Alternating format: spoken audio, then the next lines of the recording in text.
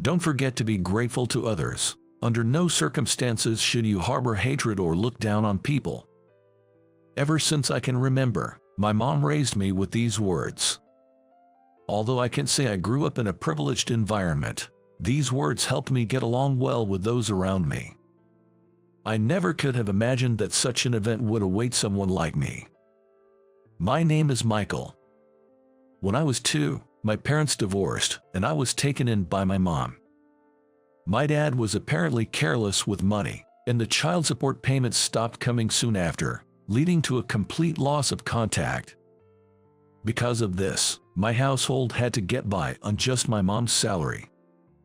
To be honest, we were poor. We lived in a cheap, run-down apartment, and my mom always looked for the cheapest items when shopping. But I never heard her utter a word of resentment towards my dad.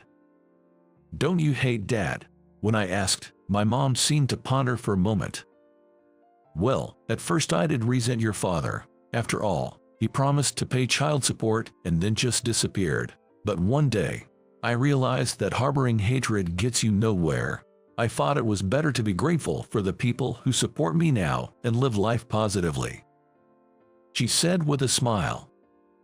Even though I was only in an elementary school, I thought my mom, who managed to change her mindset, was a strong person. At the same time, I wanted to be like her. Until then, I had always envied my friends who could afford expensive games and resented my circumstances for being poor. But after hearing my mom's story, I changed my way of thinking. I stopped comparing myself to others. Instead, I started to value my friends and everyone around me more. As a result, people started to treat me kinder than before.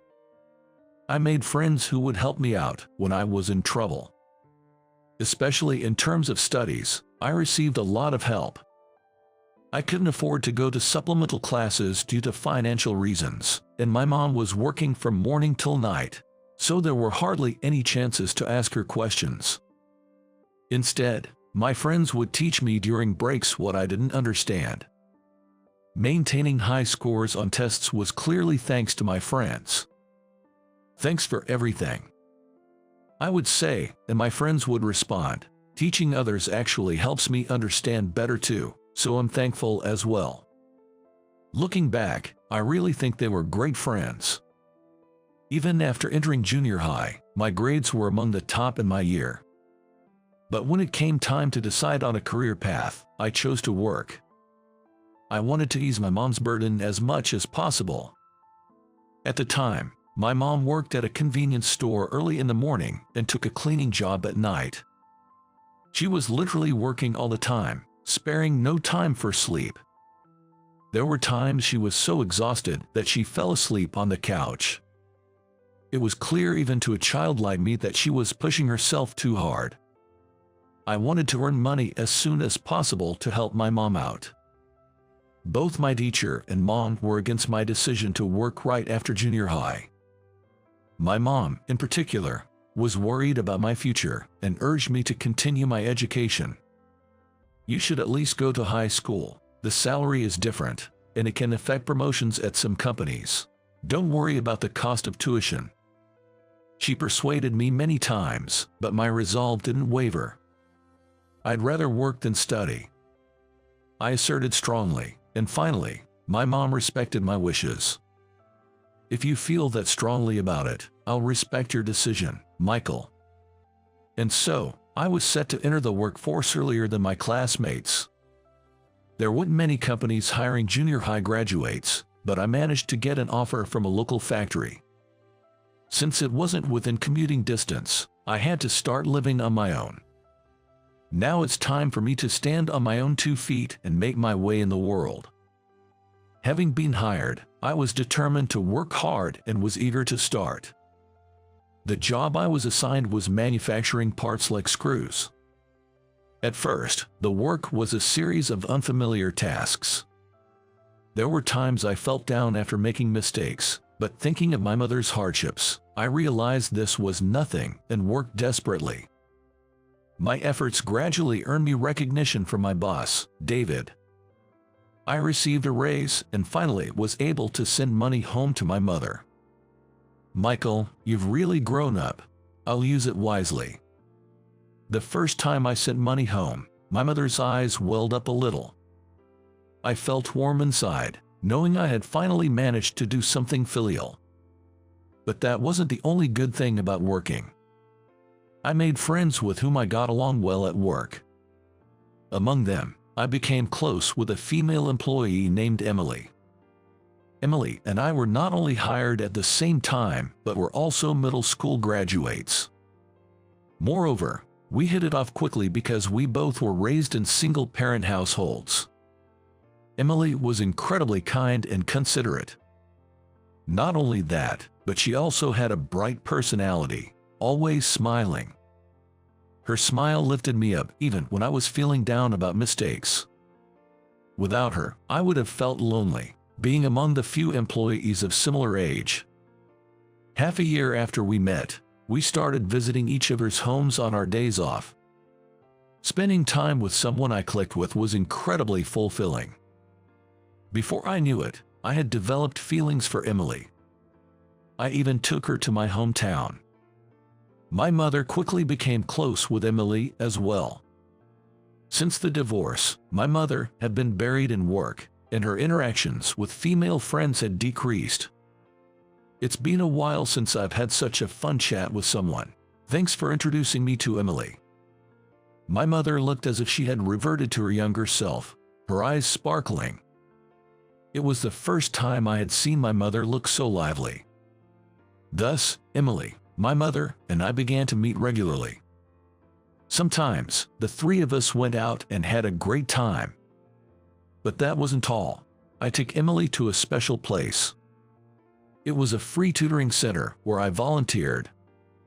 The center offers free educational support to children who can't afford tutoring due to financial reasons. Shortly after moving, I found a volunteer recruitment flyer in my mailbox. I've had experiences where friends helped me with my studies. In the same way, I thought it would be great if I could be of help to someone else, so I applied. As a volunteer, I was teaching math to elementary school students on some days. Teaching isn't easy, but it's very rewarding. When a child who previously couldn't score 50% on a test gradually improved and got 100%, I was as happy as if it were my own achievement. Above all, hearing a child say, "I used to hate math, but I like learning it from Michael," made me incredibly happy. About a year into volunteering, when they were looking for literature teacher, I invited Emily to try. She has high communication skills and is good at explaining things, so I thought she would be perfect. Fortunately, Emily showed interest. After trying out teaching once, she immediately became popular with the children and was quickly hired. Since then, going to the tutoring center together on Sundays became our routine. Both my private and work life are going splendidly. However, pitfalls often wait where you least expect them. About 2 years after I started working, a company that regularly placed large orders went bankrupt. My company was hit by the fallout, and our performance plummeted. The company began considering layoffs, and being middle school graduates, Emily and I were among those targeted. I felt like I understood why my mother was so worried about me being a middle school graduate. However, David opposed our layoffs. "You both have become valuable assets to the company now, a significant part of our workforce. I want to avoid layoffs at all costs," he said, negotiating with the higher-ups on our behalf. As a result, the two of us were spared from being laid off. But there was a condition. We had to find new clients. The deadline was 2 months. If we couldn't find any by then, we should be prepared to lose our jobs. "I'm sorry I couldn't do more to protect you," David said apologetically, but I was grateful just to have this chance. Since I have been working diligently, I was chosen to handle sales. I was determined to secure new clients. Initially, I was enthusiastic, but it turned out to be more challenging than expected. Being new to the task, I struggled to pitch effectively at first. Even after practicing with Emily and David and getting the hang of it, no company seemed interested, and I gradually felt more pressured. I visited dozens of companies, trying to build relationships, but all were unsuccessful. The fatigue was overwhelming. Before I knew it, a month had passed. Not just my job, but Emily's as well, was on the line. It was getting critical to secure a contract soon. With a do-or-die attitude, I approached a certain company. I passionately explained the strengths of my company to an employee there, Sarah. It went better than any other attempt. Sarah's response was very positive. Your factory may not be the largest, but your production system is very well organized. We wouldn't have any issues with placing large orders. That's right, that's our company's strength. I responded, leaning in and emphasizing our advantages. For the first time, I felt a glimmer of hope. After reviewing the materials I brought, Sarah smiled warmly. Your company's excellent production system is attractive to us. Could you present to our CEO Anderson and an efficient employee named Brian? If they like it, we'll contract with your company. Really, I would appreciate that opportunity. When I expressed my joy, Sarah continued, however, there are other candidate companies as well, and they will present on the same day. We will only contract with the one that impresses us the most, so there's no guarantee that you will be chosen. Understood? Given this situation, I'm determined to deliver the best presentation and secure the contract. I immediately went back to the company and explained everything to Emily and David. Both were determined to help in any way possible to secure the contract. From that day, we immersed ourselves in preparing for the presentation. From creating materials to send to the company in advance to practicing the presentation, there was a lot to do. All these tasks were new to us and challenging, and sometimes we worked overtime. But there was no room for complaints. Not only our jobs, but also the fate of the company was at stake. Whenever the work didn't progress as hoped, Emily encouraged me. We'll surely succeed if we persevere here. I'm with you all the way. Her advice during the document preparation was invaluable. Her insights were precise and greatly helpful. I was grateful for the numerous times she joined me for presentation practice. She pointed out things like voice tone and where to look, details I wouldn't have noticed on my own. The children at the free tutoring center also gave me hidden strength. Their dedication to their studies unknowingly motivated me. A certain fourth grader at an elementary school declared he would score 100% on their next math test and was studying seriously. Seeing such effort made me think, if he can work this hard, so can I. Motivated, I dedicated time to preparing for the presentation at home after the free tutoring sessions were over. I finished sending the preliminary documents to the prospective company and received approval after rehearsing the presentation in front of my boss. Then came the day of the presentation. Since you've practiced so much, you'll be fine, Emily encouraged me as I headed to the prospective company. In the waiting room, I was quite nervous. Taking deep breaths helped me regain some calm. Right, let's check the presentation materials one more time. I took out my laptop and opened the saved documents. Just as I was about to check, the door to the waiting room opened and a man wearing an expensive-looking suit entered. Nice to meet you, my name is Brian. His name sounded familiar. He was the employee who would be attending my presentation. When I last met with Sarah, she mentioned at the end that he was a highly educated elite. Nice to meet you too, I'm Michael. Thank you for giving me an opportunity for presentation. I greeted him politely. For some reason, Brian started smirking. So you're Michael, still green, aren't you? I thought that it is rude to say to someone he's meeting for the first time. I was irked inside but remembered I was also a working adult. I tried to laugh it off. Haha, well, I am a middle school graduate after all. Brian's face turned even more disdainful. Wow, a middle school dropout. You should feel grateful to be breathing the same air as me, and to think, reviewing your materials in the waiting room, must be tough for someone from the bottom rung of society to land a contract.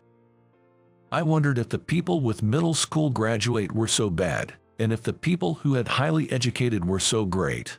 He didn't know what he was allowed to say and what he was not allowed to say. As my irritation grew, Brian didn't stop. And to think you'd try to make a move on Sarah. Don't get ahead of yourself, he sneered. I could not understand what he was talking about. My interaction with Sarah was purely professional. My patience snapped at his barrage of insults. Just as I was about to say hold on, the door swung open. Brian, do you know who this person is? A voice followed. There stood Sarah, with an angry expression on her face. Brian remained unflinchingly arrogant.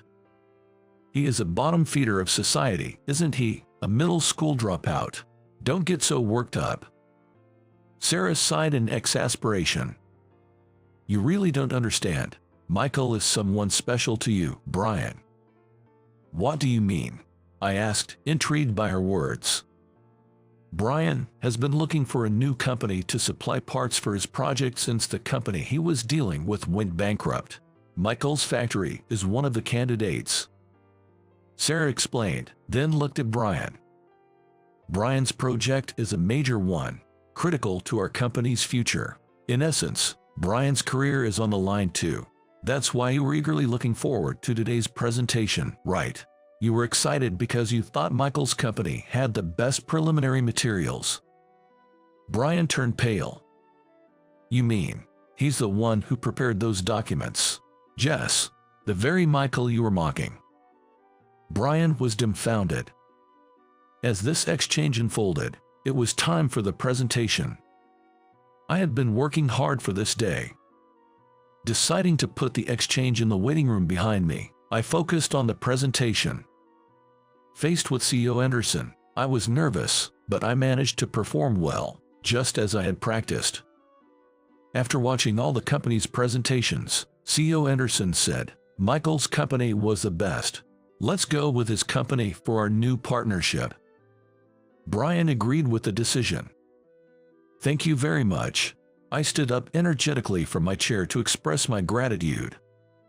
This meant my company, Emily, and everyone else would be saved. I felt truly glad for all the hard work I had put in. After the meeting, Brian came over to apologize. I'm really sorry for looking down on you earlier. The materials you prepared in your presentation were excellent. Being a middle school graduate doesn't matter. You are clearly a capable person. He admitted to misunderstanding my interaction with Sarah, thinking I was making inappropriate advances after seeing us talk happily. Seeing Brian repeatedly apologize, my anger subsided. No, it's okay now. As long as you understand, it's fine. Sarah also looked relieved. This incident has made it clear that educational background doesn't matter. Michael, you researched our company thoroughly for your presentation, and the materials you prepared were outstanding. We look forward to working with you. Likewise, thank you. In a friendly atmosphere, I left the prospective company. When I returned to my company and announced our success, everyone was overjoyed. Emily was even moved to tears. It's all thanks to the support you've given me, Emily. Thank you. I went to Emily to express my gratitude.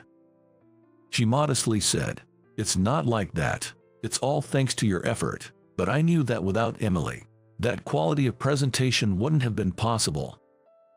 I decided never to forget the support she had given me. Thus, our company's performance recovered, and the threat of layoffs for Emily and me was averted. It was great to return to working energetically at the company. Emily and I continued to be in charge of the project with a new client company. As for Brian, he was removed from the project. Apparently, CEO Anderson had overheard his derogatory comments towards me. Angered, CEO Anderson reassigned him to a smaller project. It turns out CEO Anderson himself had risen from a middle school graduate to the position of CEO and couldn't tolerate educational discrimination. Sarah was assigned to lead the new project instead. According to Sarah, Brian was truly remorseful and was working hard in his new role. Emily, Sarah, and I worked together to grow the business. Now, our companies are bringing significant benefits to each other. There was also significant progress in my personal life. Around this time, I confessed my feelings to Emily. Her response was a joyful yes, and we officially became a couple. Both of our parents have given their blessing. I'm currently contemplating when to propose marriage. We still attend a free tutoring center together. Not only that, but Sarah also showed interest in the tutoring center and has started working as a volunteer staff member. She quickly became popular with the children, as she loves them. Indeed, the child who had declared he would score 100% on their test actually achieved it. From them, I was reminded once again of the importance of hard work. Looking back on my life, there have been many challenges, but I've managed to get through thanks to the help of those around me. I plan to continue working hard in both my professional and personal life, never forgetting to be grateful to those around me.